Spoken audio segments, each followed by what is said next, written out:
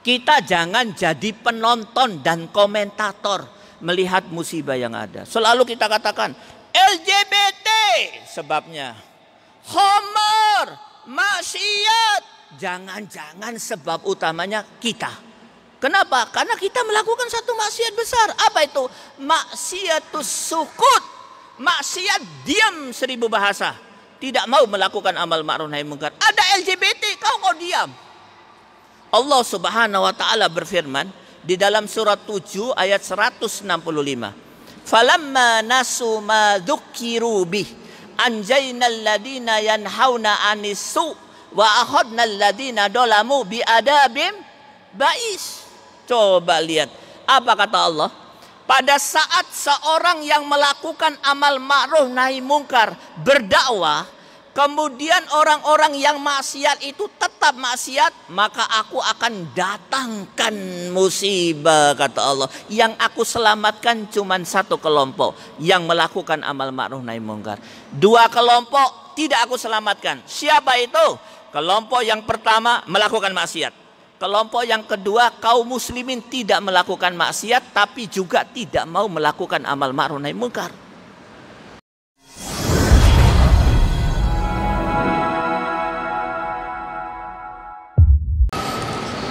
Ikhwan fiddin rahimakumullah.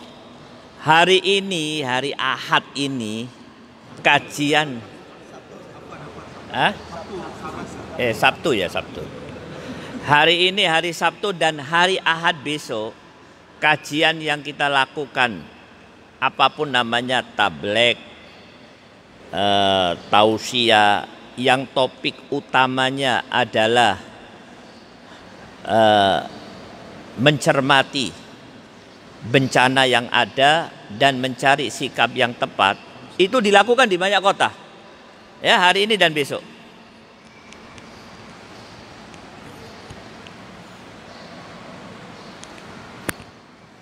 Begitu juga kemarin. Dan sepekan 2 pekan yang lalu saya cermati materi, nas-nasnya, ayatnya, hadisnya sama. Maka saya tidak akan mengulang itu lagi. Maka kita sekarang ini mau rapat. Bicara sesuatu yang aplikatif, apa yang harus kita kerjakan. Maka saya minta formasinya kita rubah. Begitu Pak ya? Oke, saya akan mulai. Bismillahirrahmanirrahim. Assalamualaikum warahmatullahi wabarakatuh.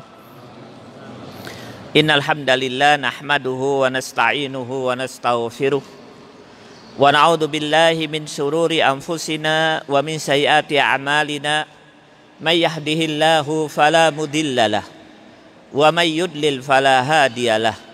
Nashhadu an la ilaha illallah wahdahu la syarikalah wa nashhadu anna Muhammadan abduhu wa rasuluh.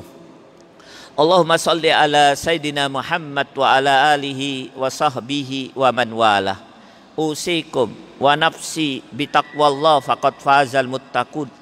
Wa qad qala ta'ala fi kitabihil aziz, ya ayyuhalladzina amanu taqullaha haqqa tuqatih wa la tamutunna illa wa antum muslimun. Wa ba'd.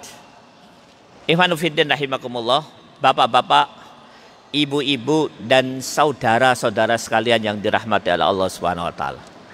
Alhamdulillah pada pagi ini kita bisa berjumpa. Mari kita berdoa kepada Allah Subhanahu wa taala, semoga perjumpaan kita di pagi ini memberikan manfaat bagi kita semuanya. Di antara manfaat yang kita hajatkan, yang dihajatkan oleh seorang hamba di hadapan Rabb-nya, yaitu kita bisa mendapatkan satu keberanian untuk membantu menyelesaikan persoalan yang ada ini. Dan nanti kita akan lihat pekerjaan apa yang paling mungkin kita kerjakan dan tidak akan pernah bisa kita kerjakan kecuali mereka yang punya nyali, keberanian untuk mengerjakannya. Kemudian saya wasiatkan pada diri saya juga pada semuanya, marilah kita tingkatkan takwa kepada Allah Subhanahu wa taala. Ikhwan fillah rahimakumullah, sekali lagi orang yang bertakwa itu mempunyai banyak ciri. Salah satu ciri orang yang bertakwa, atau dua di antara ciri orang yang bertakwa adalah, yang pertama, amat sangat takut terkena musibatu fiddin, ya, musibah di dalam urusan dinnya. Amat sangat takut.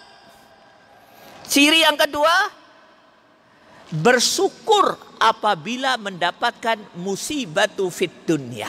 Ya, Masya Allah. Mari saya ceritakan. Tersebutlah seorang yang sangat hebat, namanya Umar ibn al-Khattab radhiyallahu anhu. Dia Amirul Mukminin, penguasa yang sangat luas daerah kekuasaannya. Itu kalau dia keluar rumah, siapa yang dicari? Pertama kali yang dicari seorang sahabat namanya Hudzaifah ibnul Yaman. Kenapa dia cari? Dan kalau ketemu Hudzaifah, dia berlari sambil menangis mencari Hudzaifah. Dan sudah ketemu, dia berkata, "Ya Hudzaifah, as-sammani nabi minal munafikin." Apakah Nabi memasukkan aku di dalam golongan orang munafik? Hudzaifah pun menjawab sambil menangis, "Ya Amirul Mukminin, wallahi Allah ma sammakan Nabi minal munafikin." Rasulullah tidak pernah memasukkan engkau di dalam daftar orang-orang munafik.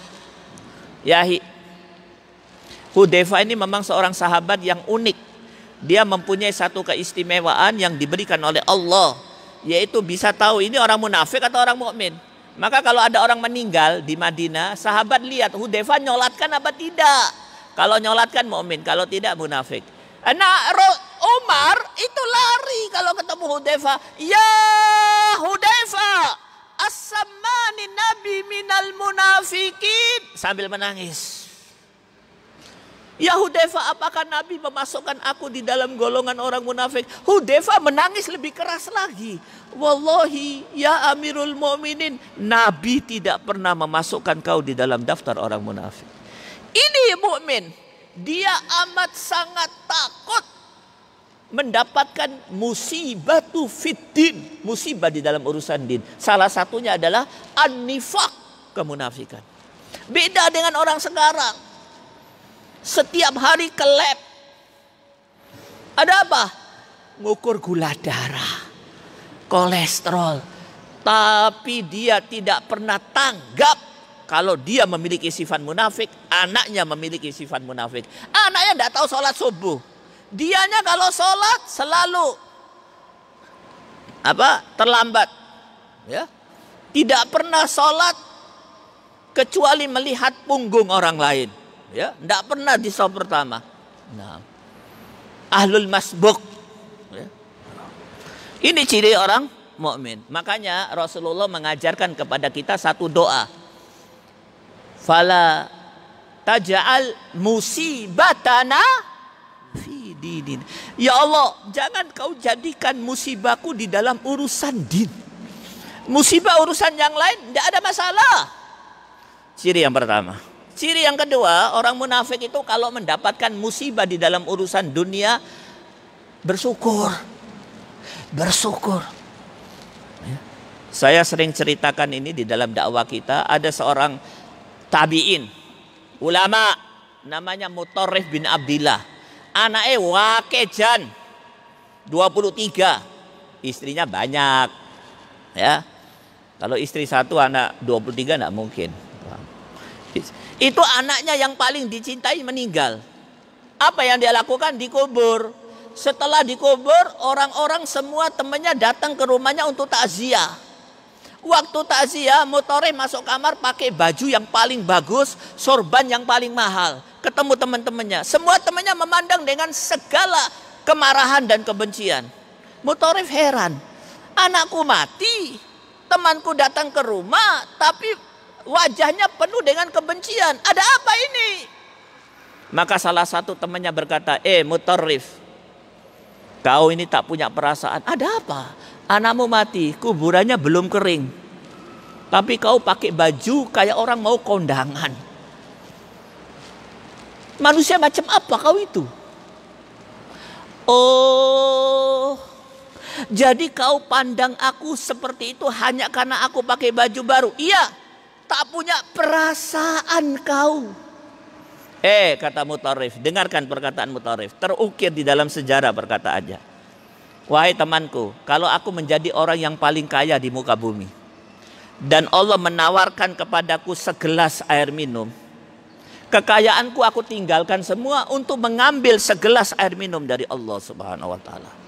Dan ketahuilah, karena musibah yang aku dapatkan hari ini berupa anakku meninggal, Allah memberikan kepadaku 3 hal. Kalau kalian tahu dan semua manusia di muka bumi tahu aku mendapatkan 3 hal ini, mereka akan lari mendekati aku untuk merampas 3 hal itu. 3 hal itu apa ya Mutarrif? Beliau membaca ayat. Catat, nanti sampai rumah dibaca. Surat Al-Baqarah 155, 156, 157. Saya baca yang terakhir. Ulaika alaihim salawatum mir rabbihim wa rahmah wa ulaika humul muhtadun. Apabila seseorang kena musibah apapun bentuknya, kecelakaan, kematian, kemiskinan, kemudian dia berprasangka positif kepada Allah. Prasangka positif menggerakkan lidahnya untuk berucap, Inna lillahi wa inna ilaihi raji'un. Apa kata Allah? Aku akan berikan kepada dia 3. Ulaika alaihim solawat. Solawat itu bisa diartikan pengampunan, maghfirah, rahmah, kasih sayang, dan aku beri petunjuk. Apa kata Mutarrif? Mutarrif berkata kepada temannya, bro, jangankan anakku mati 1, mati semua tidak apa-apa, asal aku mendapatkan 3 hal ini.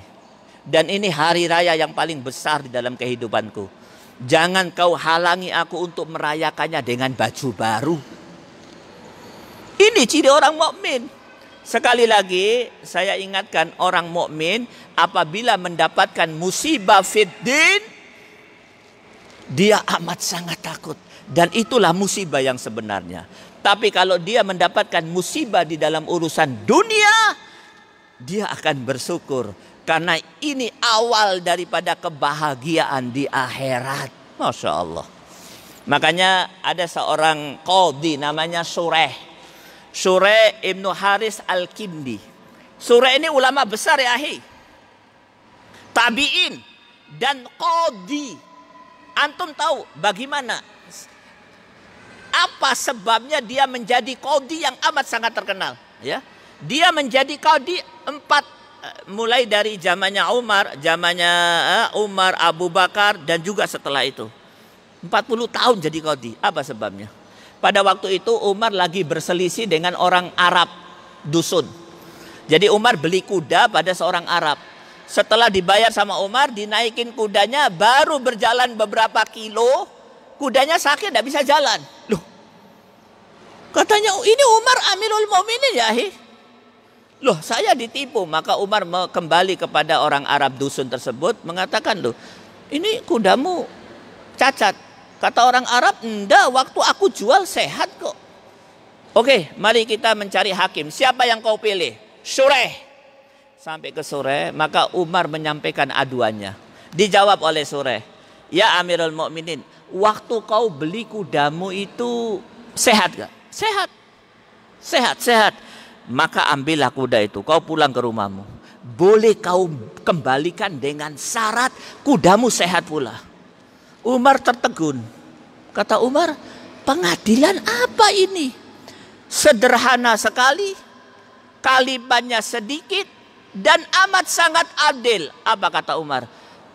Sureh, aku tunjuk kau menjadi qadhi di wilayah Kufah. Itu awal kehebatan Sureh yang kemudian dia menjadi qadhi yang sangat terkenal. Apa kata Sureh? Aku kalau mendapatkan musibah di dalam urusan dunia, maka aku akan ucapkan Alhamdulillah 4 kali.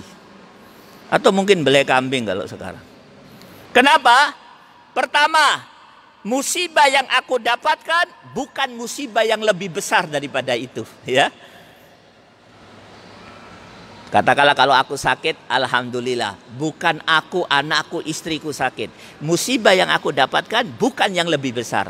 Yang kedua, Allah memberikan rezeki kepadaku untuk sabar menghadapinya. Yang ketiga, Allah memberikan taufik kepadaku untuk bersikap roja, optimis terhadap pahala yang aku dapatkan dari musibah tersebut. Yang keempat, alhamdulillah, musibah ini baru urusan dunia, bukan urusan din. Maka ikhwan fiddin rahimakumullah, ya. Jadi kalau musibah dunia, alhamdulillah.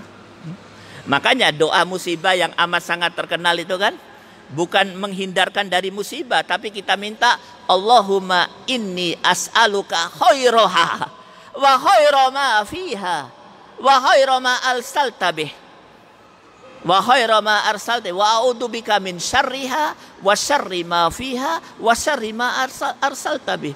Kalau ada musibah atau gempa, ucapkan, ya Allah, berikan aku kebaikan dari musibah ini, kebaikan daripada kejadian yang terjadi, dan kebaikan daripada apa yang kau utus dari musibah ini. Silakan musibah datang, tapi plus kebaikan.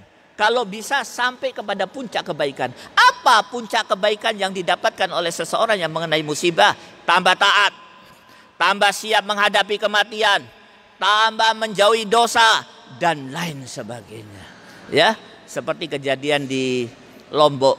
Saya sering ceritakan, kemarin saya ceritakan di Namiro. Di Lombok itu ada satu desa, orang Islam, kampung tidak sholat.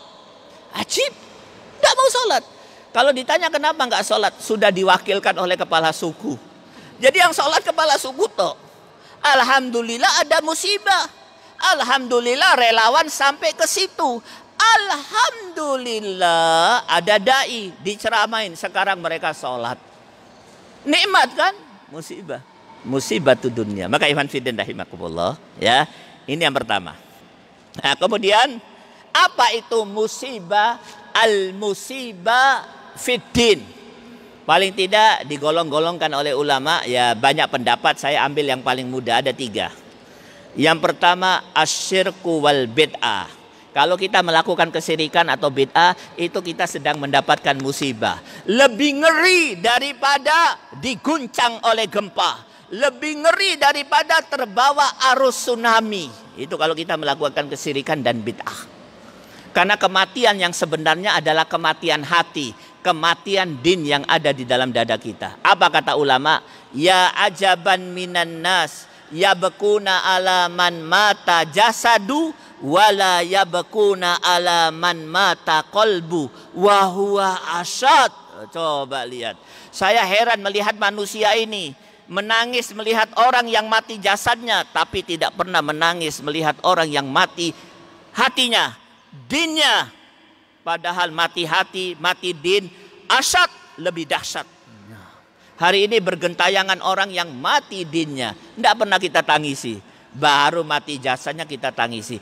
Bahwa orang yang mati jasadnya ada kemungkinan masuk jannah. Walaupun juga ada kemungkinan masuk neraka. Tapi kalau mati hatinya tidak bertobat, pasti masuk neraka. Wal iyadu billah. Ya. Yang kedua, yaitu apabila kita melakukan tarkul ibadah wal iqbal alal ma'asyi wasyahwat, ya, meninggalkan ibadah dan melakukan maksiat. Bas, ini sudah biasa, ya, tidak perlu kita, ini sudah dibicarakan di banyak tempat. Dan yang ketiga adalah, ini yang penting, yaitu ada mustiglal mawasimut ta'ah, tidak mempunyai satu kepedulian, ya, untuk pada saat berada di keadaan mausimut ta'ah, musim taat atau mawasimut ta'at. Contoh, waktu bulan Ramadan tidak punya kepedulian untuk saum Ramadan, padahal itu musimnya saum, paham ya?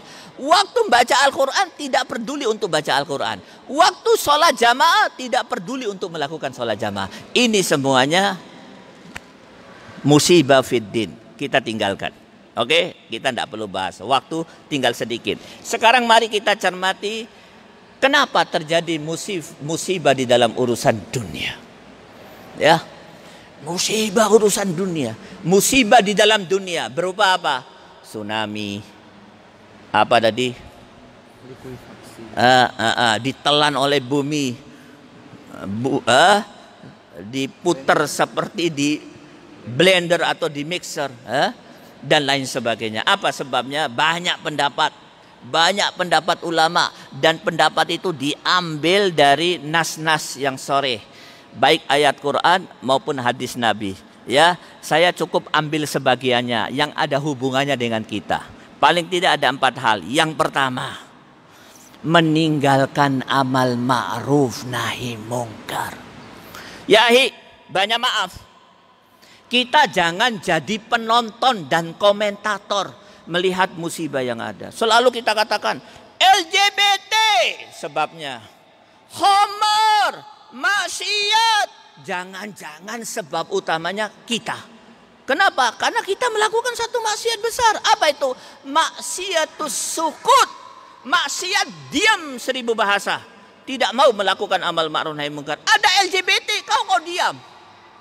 Allah Subhanahu wa taala berfirman di dalam surat 7 ayat 165.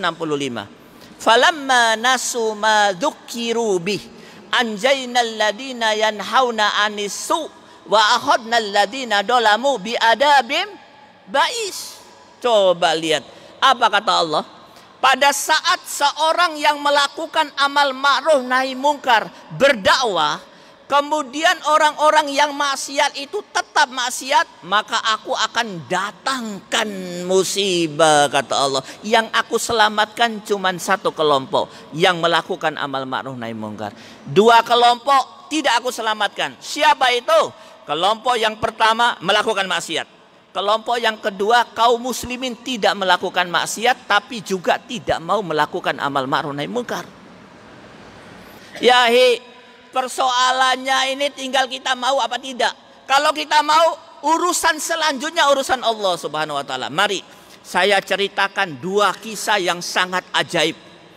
Ya, dan kita tidak akan meninggalkan masjid ini kecuali kita amalkan.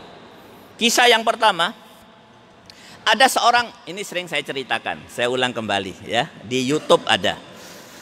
Ada seorang preman kelas kakap, badan penuh tato, baru saja keluar dari penjara, naik mobil ugal-ugalan di jalan sambil nggodain cewek yang ada di jalan. Pada saat itu lewat seorang sales naik sepeda. Sales itu berpapasan dengan preman. Setelah berpapasan, sales itu berkata di dalam hatinya, "Duh, kalau aku biarkan dosa, aku harus melakukan amal ma'ruf nahi mungkar. Tapi kalau aku mau amal ma'ruf nahi mungkar, preman awake gotot, disebol aku mulu." Akhirnya dia ucapkan Bismillahirrahmanirrahim. Seret. Dia putar sepedanya, dia hadapi preman. Dia tidak ngomong apa-apa. Sebentar aja dia ngomong, preman, kalau wanita itu ibumu macam mana? Kalau anak perempuanmu macam mana? Kalau saudara perempuanmu macam mana? Tinggalkan itu. Ittaqullah. Apa yang terjadi? Ini kejadian ini masyhur di negara Arab. Di Saudi Arabia. Apa yang terjadi? Preman itu menangis. Kemudian preman itu berkata, sales, wallahi, aku ini jarang menangis. Kata-kata kau masuk ke dalam dadaku, aku menangis. Apa yang terjadi? Singkat cerita, preman ini tobat. Mereka tidak pernah berhubungan kecuali via HP, SMS.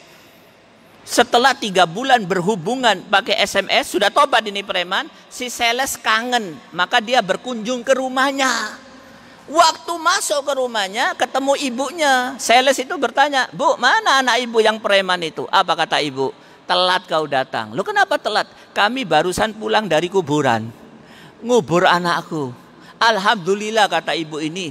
"Alhamdulillah, 3 bulan setelah dia tobat, dia beribadah, selalu menangis di atas sejadah. Gara-gara dia ketemu sales. Ibu itu tidak tahu kalau salesnya ini. Dan mudah-mudahan meninggalnya husnul khotimah. Pelajaran apa yang bisa kita ambil dari kisah ini? Yahi, tidak pakai ayat. Bukan ceramahnya di masjid. Salesnya tidak hafal Quran. Cukup ittaqillah. Bisa merubah seseorang. Kenapa? Allah menolong. Persoalannya kita tidak mau melakukan itu. Mari saya ceritakan kisah yang kedua, lebih dahsyat lagi. Begitu dahsyatnya kisah ini menjadi cerita besar di negara Arab. Ada seorang bapak ahli maksiat, anaknya banyak. Di antara anaknya ada satu anak umur 10 tahun. Namanya lupa saya, Anwar kalau nggak salah. Antum tahu anak ini bisu tuli. Mungkin dari bawaan ya. Apa istilahnya kalau anak cacat itu saya? Nah, berkebutuhan khusus. Itu sang bapak itu selalu maksiat, manggil temannya minum khamar di rumah. Setiap adzan anaknya mendatangin bapaknya. Abi, Abi. Kan dia bisa ngomong. Bisu. Maksudnya adzan. Selalu begitu, tidak direken. Anaknya setelah itu berangkat sholat ke masjid, abinya tidak mau. Terus tidak mau. Akhirnya subhanallah. Subhanallah. Anak ini setelah berkali-kali bapaknya begitu, anak itu bawa Al-Quran. Kemudian dia tunjuk satu ayat di dalam Al-Quran. Antum catat. Surat 19 ayat 45. Yang bunyinya, ya abati, inni akhafu ayyamassaka adabum minar rahman fatakuna lisyaitani waliyan. Sahih ya. Ya abati, surat ayat 45. Betul 45 apa 35? Betul.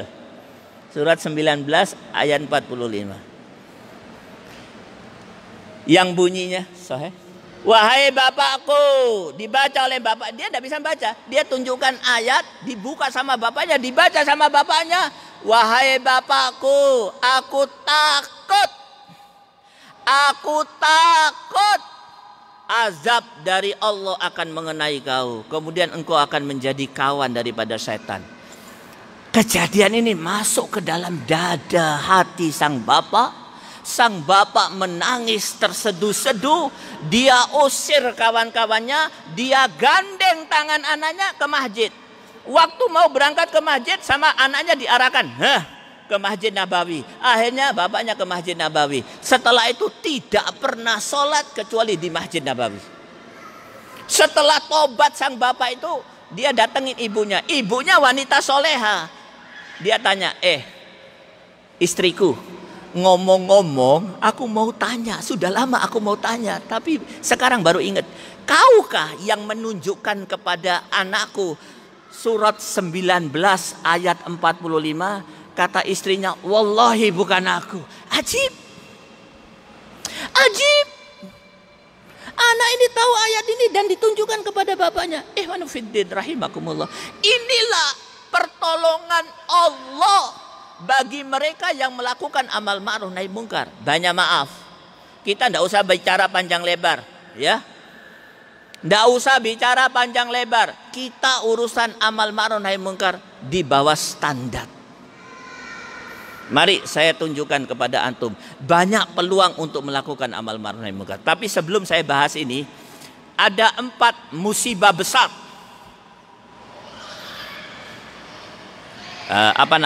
Bukan 4 musibah besar, 4 sebab seseorang mendapatkan musibah di dalam urusan dunia, ya. Atau satu kaum mendapatkan musibah. Yang pertama, meninggalkan amal ma'ruf nahi mungkar. Ini penting, Pak. Jangan main-main. Yang kedua, melakukan kesyirikan. Yang ketiga, yaitu melakukan riba. Termasuk dalam hal ini tidak bersedekah. Semuanya ada hadisnya, tidak perlu saya bacakan. Ya, sudah selalu kita dengar. Dan yang keempat adalah melakukan kemaksiatan. Kalau yang nomor 2, ya, syirik. Nomor 3, riba atau tidak mau sedekah. Nomor 4, yaitu melakukan kemaksiatan, mungkin sulit bagi kita untuk melakukan sekarang, kecuali kalau kita sudah melewati proses membentuk kekuatan. Tetapi yang nomor satu bisa kita lakukan sekarang. Saya ambil satu contoh. Banyak maaf ya, saya ngajarin anak dan santri saya bagaimana cara amal ma'ruf nahi munkar. Pada saat itu saya bersama anak saya di kantor pos. Di kantor pos ada 3 orang wanita pakai kerudung. Ada di loket kantor pos. Saya lagi duduk di kursi. Dan di samping pakai kerudung, si wanita itu pakai celana ketat. Apa namanya itu? Celana panjang ya? Hah? Pensil kah? Bukan petolot. Celana ketat. Sininya bolong. Saya bilang sama anak saya, mari saya tunjukkan kau bagaimana cara amal ma'ruf nahi munkar. Saya datengin ibu-ibu tersebut, kemudian saya berkata, Assalamualaikum. Ibu-ibu bagus pakai kerudung, tapi saya nasihatkan kepada ibu supaya dengan kerudung ini tidak bertambah dosa. Apa Ustadz? Ada yang lebih pantas untuk ditutup oleh ibu-ibu daripada rambut. Apa itu? Pantat kau. Kelihatan pantatnya, bolongan di sini. Maka sebaiknya bagaimana Ustadz? Tutup kepalamu, tutup seluruh tubuhmu. Terima kasih Ustadz. Gampang sekali. Contoh yang kedua. Pada saat itu saya melakukan perjalanan satu mobil saya dengan murid saya. Dari Magetan ke Surabaya. Ngantar murid ya, libur. Di satu tempat pom bensin kita berwudu. Ya, kita sholat. Kebetulan kita sudah sholat, kita melihat dari mobil ada orang sedang wudhu. Orang ini pakai kopiah haji. Dari wajahnya kelihatan orang-orang baik. Tapi sayang, waktu sholat, waktu wudhunya salah. Ya, wudhunya tangannya diginiin. Apa namanya ini? Dia melipat bajunya sampai di sini aja. Saya bilang sama murid-murid saya, coba lihat orang itu. Kalau kita diem, maka selama dia berwudu seperti itu, wudunya nggak sah, sholatnya nggak sah. Terus bagaimana Ustadz? Kita beritahu. Saya turun, saya datang, mas, wudunya salah. Loh, yang betul kayak apa Kiai? Dikira Kiai aku. Padahal nggak nggo surban. Yang betul begini saya contohkan. Apa dia bilang? Jazakumullah, terima kasih, sambil keluar air matanya. Subhanallah, gampang kita lakukan. Tidak perlu hafal Quran. Tapi kenapa tidak kita lakukan? Ini yang mungkin kita lakukan untuk menghindarkan umat ini dari kesirikan. Sulit ya butuh proses yang panjang. Kita mulai dari yang kecil. Kalau tabligh ini tidak melahirkan semangat untuk itu, percuma saja. Ngabisin ngabisin kuah, kue. Kita harus komitmen untuk melakukannya. Ya. Saya pernah masuk di satu masjid. Banyak maaf, saya terpaksa mencontohkan diri saya. Karena sulit saya dapatkan contoh yang lain. Ya, di dekat saya. Saya masuk di masjid, masjidnya Masya Allah makmur, cuman sayang likulli ba'da salatil maghrib ila salatil isya. Ya, terutama waktu adzan maghrib dan adzan isya, takmir masjid itu ngobrol cangkruk sambil ngomongnya keras-keras. Saya terpaksa datang. Saya tahu takmirnya lebih tua dari saya, di antaranya kawan saya. Kalau saya tidak melakukan, saya berdosa. Maka saya bilang sama mereka, Assalamualaikum. Banyak maaf. Mudah-mudahan tidak tersinggung antum. Kenapa Syekh? Antum itu tidak boleh ngomong begini. Bainal adan wal iqamat. Apalagi antara maghrib sama isya banyak orang ngaji, kalian tertawa terbahak-bahak. Apa kata mereka? Barakallahu fiik, jazakumullah. Setelah itu tidak ada lagi. Masjidnya makmur. Tapi kalau kita tidak mulai, tidak ada perubahan. Maka ikhwan fiddin rahimakumullah, sudah tiba saatnya bagi kita untuk rapat. Siap melakukan seperti itu? Siap? Sing siap cuman telutok. Siap? Kalau enggak percuma. Makanya saya katakan tabligh seperti ini nih dalam 2-3 pekan ini lagi semarak di mana-mana. Judulnya sama, bencana. Tapi persoalannya apakah aplikatif? Teori-teori yang disampaikan, saya mau nyampaikan hadis jadi minder. Hadis-hadis mereka lebih canggih. Saya ngadepin beliau jadi minder. Walaupun jenggotnya lebih bagus saya. Nah, tapi persoalannya bagaimana lebih aplikatif, ya? Maka ikhwan fillah rahimakumullah, ya. Itu yang yang perlu saya sampaikan. Amar ma'ruf nahi mungkar. Ibu-ibu, saben dino ke pasar, lihat orang telanjang, kalian pakai cadar, tidak melakukan sesuatu, musibah. Jangan-jangan kaulah penyebab jatuhnya bencana. Siapa penyebabnya? Wanita bercadar tapi tidak mau melakukan amal ma'ruf nahi mungkar. Bisa gak? Bisa. Tidak mau melakukan amal ma'ruf nahi mungkar. Padahal kalau dia ngomong, jeng ini dosa, Allah akan menolong memasukkan perkataan itu ke dalam dada. Ini pengalaman, saya punya saudara sepupu sudah meninggal waktu melahirkan anak yang ke-9.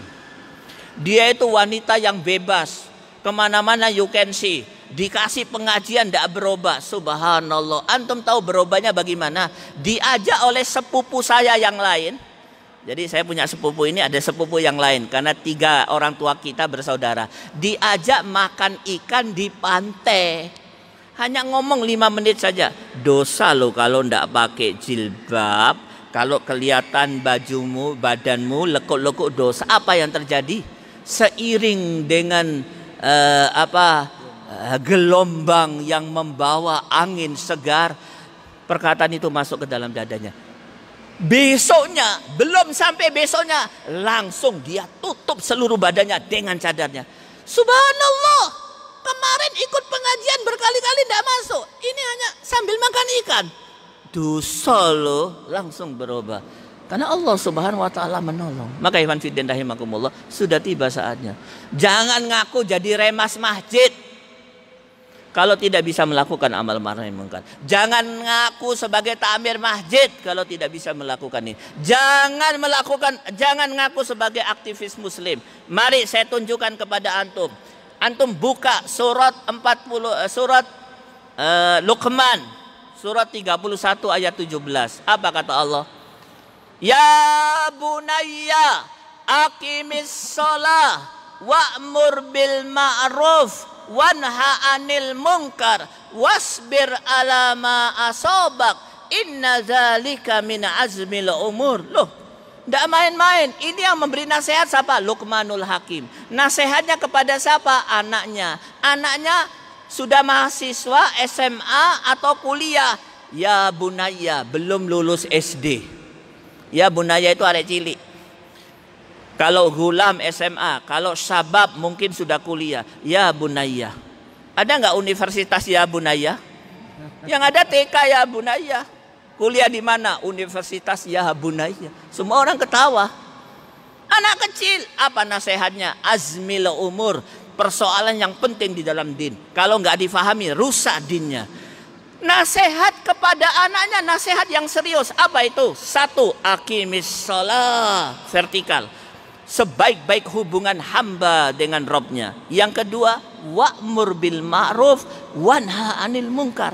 Amal ma'ruf nahi munkar. Loh, anak kecil diajari amal ma'ruf nahi munkar. Ya ahi, jangan mimpi anak kita akan jadi mujahid seperti Usama bin Laden, Ibnul Khattab, Muhammad Al-Fatih. Kalau dari kecil tidak kita tanamkan amal ma'ruf nahi munkar.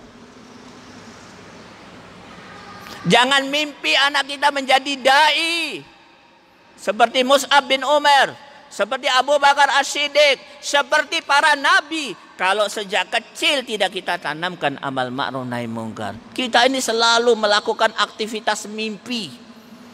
Oh, mujahid tidak pernah diajarin amal ma'ruf nahi munkar. Yang ketiga, wasbir ala ma asobak. Sabar terhadap yang kau dapatkan pada saat kau melakukan 2 pekerjaan, yaitu vertikal, mendirikan sholat, dan amal ma'ruf nahi munkar. Begitu Pak. Maka sekali lagi, Mungkin itu saja, tidak usah bicara panjang. Ini apa yang kita ini buka YouTube, semua ceramah ini ada. Tapi yang penting aplikatif. Ketua Takmir mau bicara bagaimana penugasan supaya mereka melakukan amal ma'ruf nahi mungkar yang lebih nyata, silakan kalau mau. Maka ikhwan fiddin rahimakumullah, kita sudah tahu ilmunya, sudah faham musibah, sudah terlihat, tidak ada lagi yang tersembunyi. Maka wajib sekali lagi wajib bagi kita semua untuk melakukan ini, amal ma'ruf nahi mungkar. Apa kata Allah Subhanahu wa taala? Tulis 971. Wal mu'minuna wal mu'minat ba'duhum awliya'u ba'd ya'muruna bil ma'ruf wa yanhauna 'anil munkar wa yuqimuna shalah wa yu'tuna zakah wa yuti'una Allah wa rasulah. Lu karakter utama mukmin dan mukminat, yahi. Untuk perintah salat Allah hanya menyebut mukmin laki, alladzina yuqimuna shalah. Untuk perintah saum Allah hanya menyebutkan mukmin laki, kutiba ya ayyuhalladzina amanu kutiba alaikumusiyam. Tapi khusus untuk ayat ini disebut laki perempuan, mukminun mukminat. Loh, kenapa disebut dua-duanya? Karena di dalam ayat ini ada karakter yang paling mendasar yang harus dimiliki oleh orang mukmin. Ada 6 karakter, baca sendiri. Tapi saya garis bawahi karakter yang nomor 1, nomor 2 yang paling penting, amal ma'ruf nahi mungkar. Tidak ada iman kalau tidak ada amal ma'ruf nahi mungkar. Kenapa rusak segala-galanya? Yahi. Kenapa tidak ada gelap, ada cahaya? Kenapa hilang kejernihan, ada kekeruan? Kenapa kemungkaran besar? Karena tidak ada ma'ruf. 2 hal yang tidak bisa ketemu. Sekarang kita sudah sampai kepada satu kesimpulan. Kesimpulan para ulama, dunia ini dilanda kemungkaran. Di mana-mana coba lihat. Di samping SDIT ada bandar judi. Di Gang Kauman ada lokalisasi. Di belakang Masjid Jami ada komunitas LGBT. Semuanya di sekitar orang-orang mukmin. Kenapa? Karena orang mukminnya minas sakitin, sakit. Bukan. Kalau tidak, yahi. Balikpapan itu tidak lebih istimewa dari Palu dalam hal ketaatan. Iya kan? Tidak lebih istimewa. Saya kemarin diskusi sama orang-orang yang sepuh yang ada di Masjid Namiro. Saya dari diskusi tersebut saya mengambil kesimpulan, Balikpapan ini tambah jelek sekarang ini dalam hubungannya dengan maksiat. Lebih banyak kemaksiatan. Saya tanya anak-anak muda, ada LGBT, ada ustadz, ada lokalisasi, ada ustadz. Loh, tidak lebih baik daripada Palu. Maka kalau kita diam, naudzubillah min dalik, mudah-mudahan tidak terjadi. Musibah yang dipertontonkan oleh Allah akan terjadi di sini. Mungkin itu saja. Wabillahi taufik wal hidayah. Wassalamualaikum warahmatullahi wabarakatuh.